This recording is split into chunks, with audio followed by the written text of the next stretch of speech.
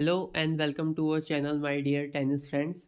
आज इस वीडियो में हम बात करेंगे WTA की यूएस ओपन के बारे में। इस साल का जो लास्ट ग्रैंड स्लैम रहने वाला है WTA का। इस वीडियो में डिस्कस करेंगे कि किन प्लेयर्स के जीतने के चांसेस हैं। उसको हमने टॉप 8 रैंकिंग दे रखी है। हम रैंकिंग 8 से स्टार्ट करेंगे और 1 तक जाएंगे। सबसे ज़्यादा जीतने के चांसेस जो रैंक 1 होगा, अब जो मेरी ओपिनियन के हिसाब से वो यहाँ पर मैंने रैंकिंग की है।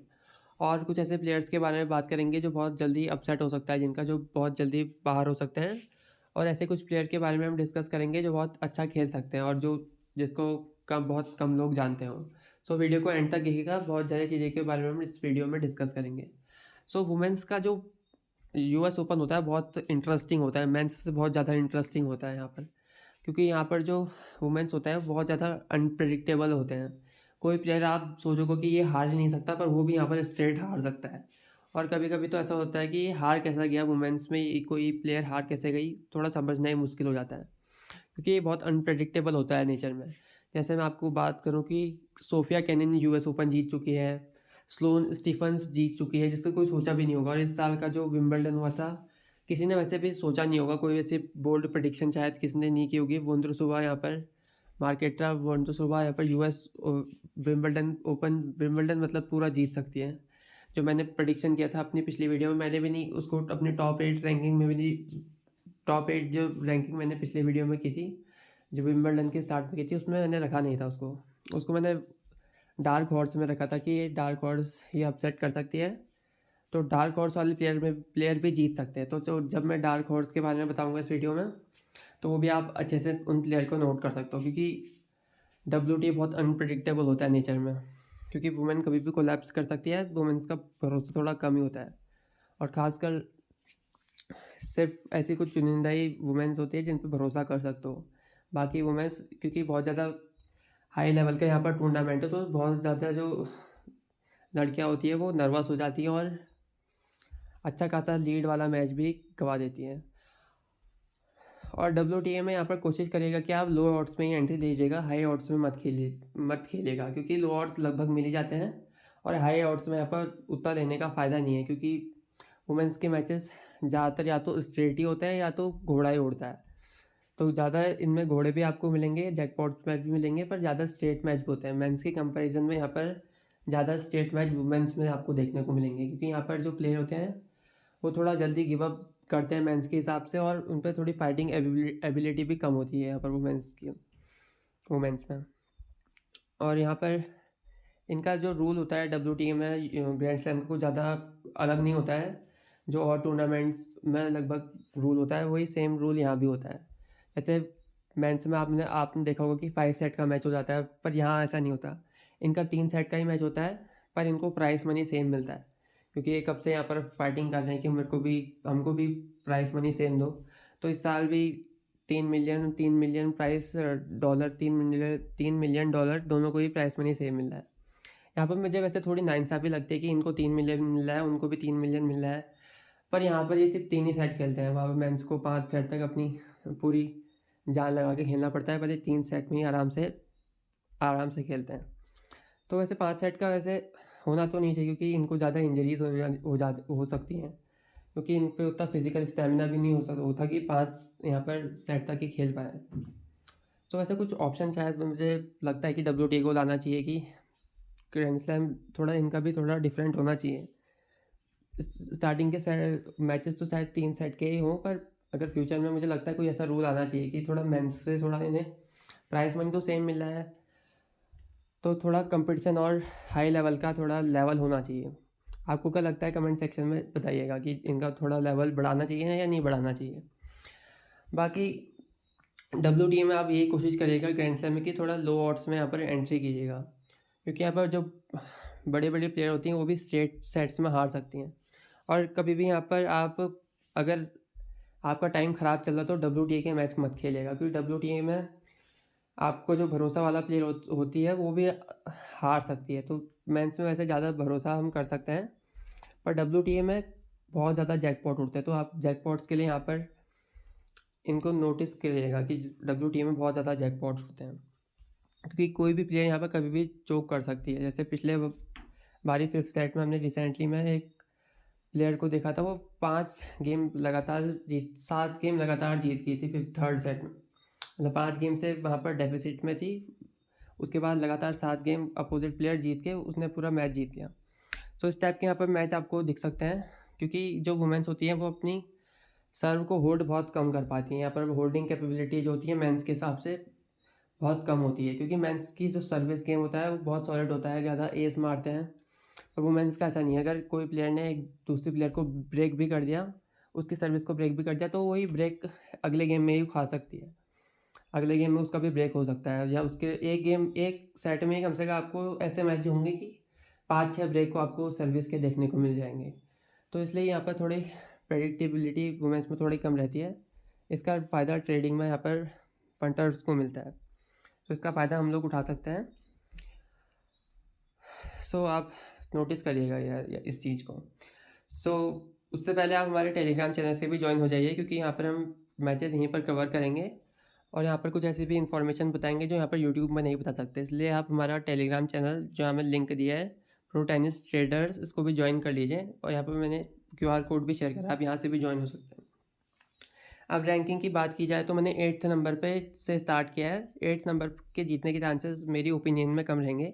आप अपनी ओपिनियन भी शेयर करिएगा कि आपको कौन लगता है कि यहाँ पे इस साल की US ओपन की चैम्पियन कौन बन सकती है, क्योंकि ज़रूरी नहीं है, वुमेंस बहुत अनप्रेडिक्टेबल होती हैं, इसलिए किसी का भी ओपिनियन यहाँ पर 100% श्योर नहीं हो सकता, इसलिए आप भी अपने शेयर करिएगा। 8 नंबर पर मैंने स्वितलिना और ओंस जाबोर में मुझको कन्फ्यूज़न था, इसलिए मैंने यहाँ पर इन दोनों को ही रख दिया, क्योंकि ओंस जाबोर को यहाँ पर फुट इंजरी है, तो इसका भरोसा नहीं कर सकता, ये रिटायरमेंट भी ले सकती है। पर इस बात को भी आप ध्यान रखिएगा, ये रिटायरमेंट ज़्यादा प्लेयर नहीं लेते हैं किसी भी ग्रैंड स्लैम टूर्नामेंट में, क्योंकि अगर ये रिटायर लेते हैं तो अगर मैच के पहले इन्हें रिटायर ले लिया और कुछ ज़्यादा सीरियस कंडीशन इनकी नहीं थी तो उनको पैसे नहीं मिलते हैं। तो ये कम ही कोशिश करते हैं कि रिटायरमेंट ना जाए, तो रिटायरमेंट लेती हैं तो गेम के बीच में लेती है, क्योंकि गेम के बीच में रिटायर लेंगी तो उसको उस मैच के पैसे मिल जाएंगे।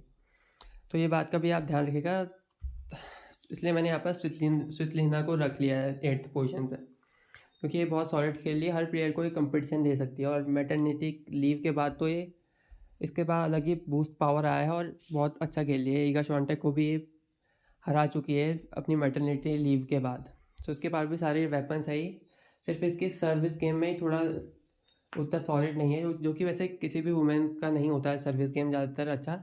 सिर्फ 3-4 ही ऐसी वुमेन जिनका सर्विस गेम ठीक ठाक है, बाकी सर्विस गेम सॉलिड यहाँ पर वुमेंस में नहीं रहता है, बाकी और जो कैपेबिलिटीज़ हैं वो ठीक रहती हैं। 8 नंबर पे मैंने इनको रखा है। 7th नंबर की बात की जाए तो मैंने इस साल की विंबलडन चैम्पियन मार्केटा वोंड्रोसोवा को रखा है। ये भी इस साल बहुत अच्छे फॉर्म में चल रही है और इसके पास बहुत वेरिएशन वाला गेम है, ड्रॉप शॉट खेलती है, स्लाइस गेम भी है अच्छा इसके पास। इसका जो लेफ्टी शॉट है उसका बहुत ज़्यादा सॉलिड है, तो क्योंकि लेफ्टी प्लेयर है तो उसका लेफ्ट साइड है इसका बहुत अच्छा, लेफ्ट साइड से खेलती है और अपोनेंट को थोड़ा जो लेफ्ट साइड से खेलता है उसको थोड़ा ट्रिकी भी होता है, तो इसको 7th पोजीशन में मैंने रखा है। और जो यहाँ पर इसके साथ जो है वो उसका हस्बैंड है, इसके रिसेंटली में शादी हुई, इसलिए मैंने हाल ही फ़ोटो ऐड कर दी है। और मुझे तो थोड़ा ह्यूबर्ट हुरकाच की तरह भी लग रहा है, आपको लग रहा है क्या? तो आप कमेंट सेक्शन में बताइएगा। बाकी 6th नंबर पे मैंने कैरोलिना मुकोवा को रखा है। ये बहुत ही सॉलिड प्लेयर लग रही है मुझे इस साल के US ओपन में, और ऐसा लग रहा है कि ये कुछ कर सकती है, कि रिसेंटली में इसका बहुत अच्छा फॉर्म चल रहा है। बस इसका एक ही फिटनेस का इशू रहता है कि फिटनेस से पिछले साल भी लगभग पूरा भारी थी फिटनेस से, तो अगर इसने फिटनेस इसकी इस साल बढ़िया रही तो ये भी बहुत इस टूर्नामेंट में डीप तक जा सकती है।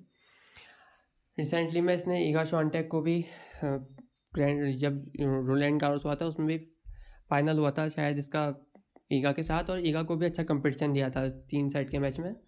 और रिसेंटली में साबालिंका को भी हराया था, सिर्फ लास्ट में गॉफ से हार गई थी पिछले टूर्नामेंट में, अगर आप WTA टेनिस को फॉलो करते हो। तो सॉलिड प्लेयर है ये, इसकी मेंटल कैपेबिलिटी थोड़ी हाई है, तो वुमेंस में आप उनको प्लेयर को भी ज़्यादा बैक कर सकते हो, इनकी मेंटल कैपेबिलिटी थोड़ी हाई रहती है, क्योंकि यहाँ पर वुमेंस में अगर प्लेयर के जो वेपन्स है वो अच्छे नहीं है पर उसकी मेंटल कैपेबिलिटी हाई है, तो ऐसे प्लेयर्स भी जीत सकते हैं, क्योंकि जो ज़्यादातर प्लेयर हैं वो वुमेंस में एरर करके ही हार जाते हैं, खुद की गलती से ही हार जाते हैं। और कुछ प्लेयर ऐसे होते हैं जो उनके पास ज़्यादा खतरनाक वेपन्स नहीं होते, जैसे कसतकीना हो गई उसके पास उतने खतरनाक वेपन्स नहीं रहते, उसके पास बहुत ही बॉम्ब वाला फोर हैंड या बैक हैंड नहीं है, खतरनाक वेपन्स नहीं है, पर तभी वो मैच जीत जाती है क्योंकि वो सारी बॉल लगभग रिटर्न कर लेती है और अपोजिट प्लेयर वहाँ पर या तो नेट में मार देता है या तो बाहर मार देता है शॉट, इसलिए वो जीत जाती है लगभग ऑलमोस्ट सारे मैचेस।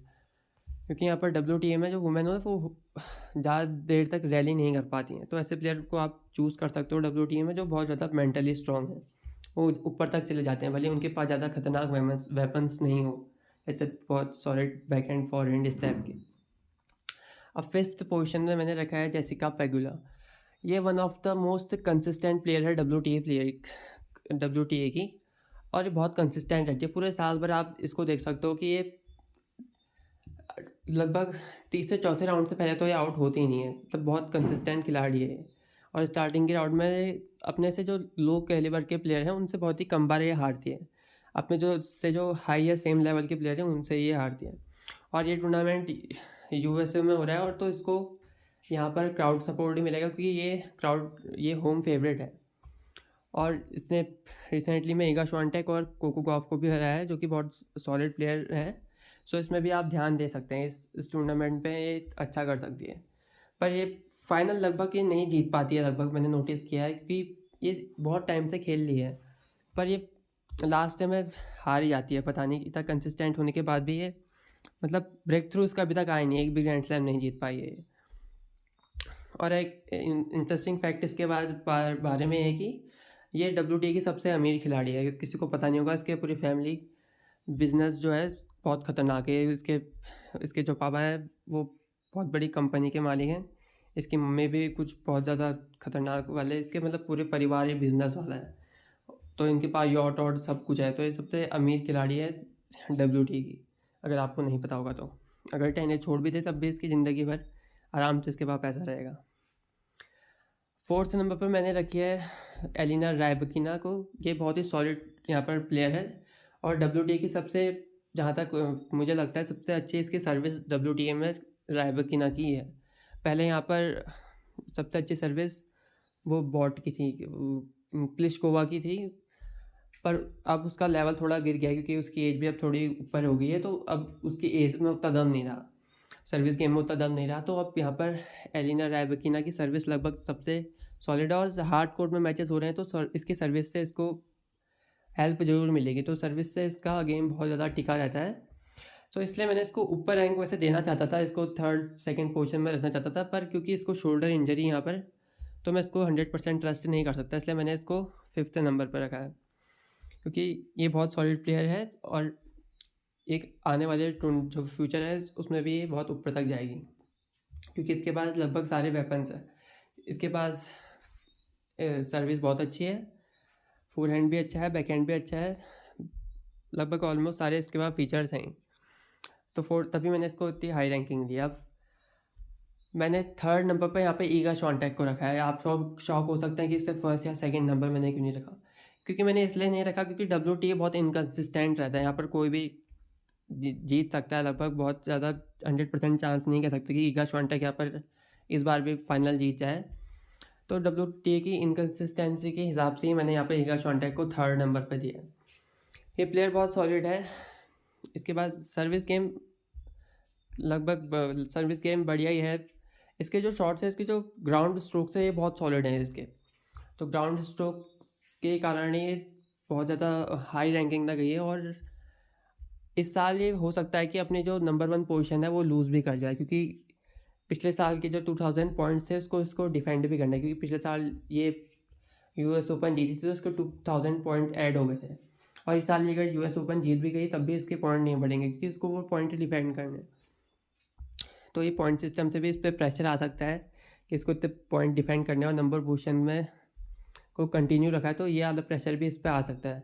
और रिसेंटली देखा है हमने तो लास्ट 2 टूर्नामेंट में ये नहीं जीत पाई है WTA की, पर क्योंकि इसको ग्रैंड स्लैम का अच्छा खासा एक्सपीरियंस है तो ये उम्मीद हम कर सकते हैं कि ये टूर्नामेंट जीत सकते हैं। पर WTA इनकन्सिस्टेंट है, इसलिए मैंने यहाँ पर इसको 2nd या 1st पोजीशन में ना रख के 3rd पोजीशन में रखा है। अब 2nd पोजीशन में मैंने रखा है कोको गॉफ को। ये आने वाली फ्यूचर में इसका जरूर ना एक ग्रैंड स्लैम तो ये कम से कम जीतेगी, क्योंकि ये इसके जो पास जो वेपन्स है बहुत ज़्यादा सॉलिड है। इसकी जो सर्विस गेम है ये इसका सबसे बढ़िया मेरे को वेपन लगता है, क्योंकि जो ईगा श्वानटेक है वो अपने सर्विस गेम पे फ्री पॉइंट्स नहीं ले सकती। सर्विस गेम पर जो ये कोको गॉफ है वो 3-4 एस तो आसानी से मार सकती है, और इसकी सर्विस गेम सॉलिड है, मतलब जो ओपोनेंट है वो इजीली उसको रिटर्न नहीं कर सकता है। तो सर्विस गेम इसका सॉलिड है, इसलिए मैंने इसको हाई रैंक पे रखा है। और क्योंकि ये यूएसए में भी मैच हो रहे हैं और ये यूएसए की होम प्लेयर है तो इसको सपोर्ट भी अच्छा मिलेगा। तो क्राउड फेवरेट भी यहाँ पर कोको गॉफ ही रहने वाली है। और रिसेंटली इसका फॉर्म देखा जाए तो अभी तक सबसे बढ़िया इसका जो फॉर्म चल रहा है अभी चल रहा है रिसेंटली तक।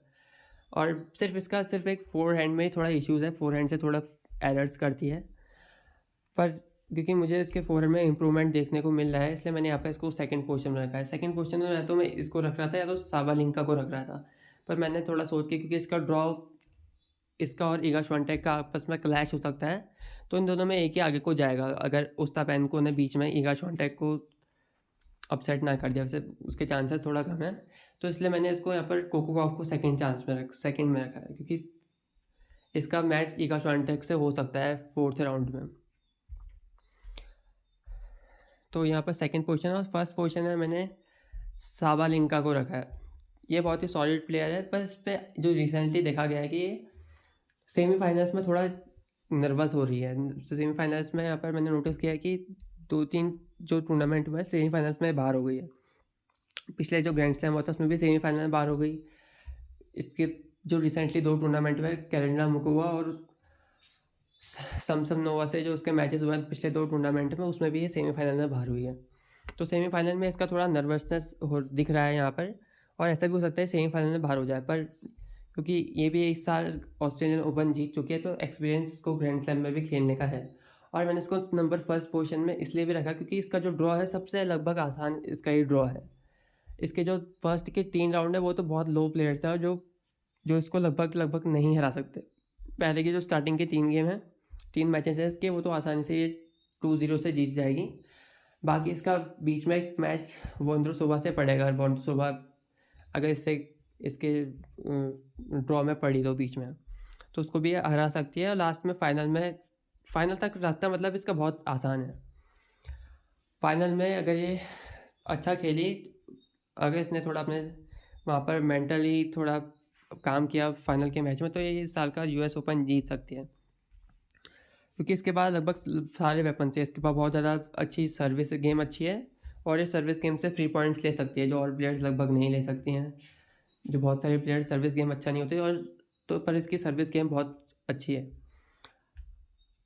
पर इसका थोड़ा डबल फॉल्ट का भी रहता है, सीनी कभी कभी 3-4 डबल फॉल्ट भी कर देती है, तो उसका भी आप देख सकते हैं। पर यहाँ पर ये मेरे को ज़्यादातर इसके गेम में थोड़ा ट्रस्ट लग रहा है, तो इसलिए मैंने इसको नंबर 1 पोजीशन में रखा है, ना कि ईगा श्वानटेक को।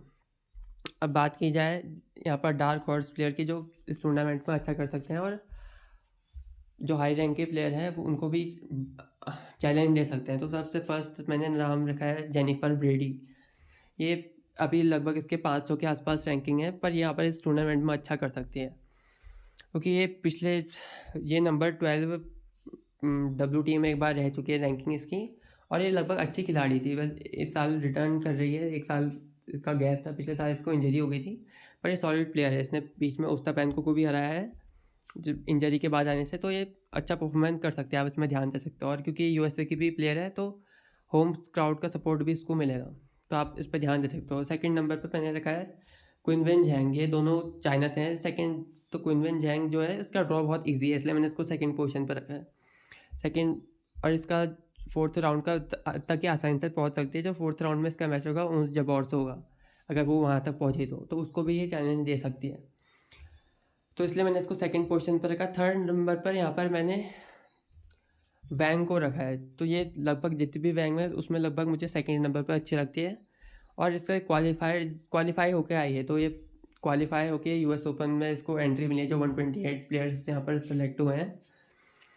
और फर्स्ट मैच इसका कैरोलिना गार्सिया से है, जो कि बहुत ही अपने इस बार फॉर्म्स का बिल्कुल नहीं चल रहा है। लास्ट के कुछ टूर्नामेंट में लगभग हार्डकोर सीज़न उसका बहुत ही ज़्यादा डिज़ास्टर वाला चल रहा है कैरोलिना गार्सिया का, तो फर्स्ट मैच उसका इससे ही पड़ता है। तो थर्ड नंबर पे जो आप फोटो में लगी है वैंग, तो यहाँ पर कैरोलिन गार्सिया का अपसेट हो सकता है। पर अगर कैरोलिन गार्सिया थोड़ा फोकस हो गया या तो मेंटल उसने कुछ काम किया, तब यहाँ पर अपना अपसेट बता सकते हैं। पर वरना मुझको लग रहा है कि इसका अपसेट पहले ही मैच में होने वाला है कैरोलिना गार्सिया का।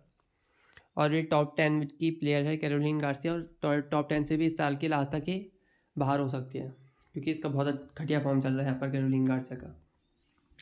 अब लास्ट के 3 जो डार्क हॉर्स प्लेयर है वो एक है सैमसन नोवा। सैमसन नोवा की भी सर्विस बहुत ज़्यादा सॉलिड है, एक मैच में कम से कम 10 के आसपास एस मार सकती है। सेकंड या थर्ड नंबर पर सबसे अच्छी सर्विस यहाँ पर सैमसन नोवा की लगती है मेरे को। और रिसेंटली में इसने जो मैंने रैंकिंग में नंबर 1 पोजीशन पर रखी साबरलिंका को, उसको भी हरा रखा है। तो इसकी डार्क हॉर्स में जगह तो बनती थी। इसका फोरहैंड भी सॉलिड है, बैकहैंड भी सॉलिड है, पर जो टूर्नामेंट्स में जीत नहीं पाती है, पता नहीं इसके साथ कुछ ऐसा प्रॉब्लम है। मेंटल थोड़ा रहता ही है वुमेंस के साथ, तो इसके साथ वही प्रॉब्लम है कि टूर्नामेंट फाइनल लगभग आप पहुंच भी जाती है पर वहाँ पर हार जाती है। एंड सेकंड पोजीशन में मैंने रखा है डोना बैकिच को। ये भी बहुत सॉलिड प्लेयर है, हार्ड कोर्ट में यहाँ पर अच्छा खेलती है, पर इसका थोड़ा भी मेंटल इश्यूज चलते हैं थोड़ा। कभी कभी ये ईगा श्वांटेक को भी 3 सेट तक पुश कर देती है, पर कभी कभी ये जो आपने रिसेंटली में देखा होगा यहाँ पर पाओलिनी से भी स्ट्रेट सेट में हार सकती है। तो WTA में ऐसे ही होता है कि कोई टॉप का प्लेयर एक वीक प्लेयर से हार जाता है, फिर वीक प्लेयर को आसानी से हरा सकता है। तो वही इस टाइप की प्लेयर है, पर अगर इसका सीरियस मोड अपनाया तो यहाँ पर डीप रन कर सकती है और बड़े प्लेयर्स को यहाँ पर अपसेट कर सकती है। एंड थर्ड नंबर पर मैंने रखा है मैडिसन कीज़। ये भी बहुत सॉलिड प्लेयर है, इसकी भी सर्विस गेम अच्छी है, और इसके जो फोरहैंड है इसका मेन वेपन है। फोरहैंड इसका सबसे लगभग पावरफुल वेपन है, और क्योंकि USA की प्लेयर है तो इसको क्राउड सपोर्ट मिलने वाला है। और लेफ्टी भी यहाँ पर इसने अब खेलना बहुत अच्छा शुरू कर दिया है, तो इस पर भी आप ध्यान दे सकते हैं। ये भी डीप रन यहाँ पर कर सकती है और बड़े प्लेयर को चैलेंज कर सकती है। तो यही यहाँ पर मैंने डार्क हॉर्स रखे हैं 6 प्लेयर, आप इनमें भी ध्यान दे सकते हैं, क्योंकि WTA इनकन्सिस्टेंट रहता है। और पिछले बार भी जो मैंने विंबलडन में विनर रही थी वो भी डार्क हॉर्स से ही आई थी, जो वंदर सुबह, उसमें मैंने मेंशन भी किया था। सो आप देख सकते हैं। तो आपकी इस वीडियो से कुछ हेल्प होगी तो आप कमेंट में बता सकते हैं, और आपको क्या लगता है इस साल की WTA में कौन चैंपियन होगी वो भी आप कमेंट सेक्शन में बताइएगा। So thank you for watching the video, have a nice day.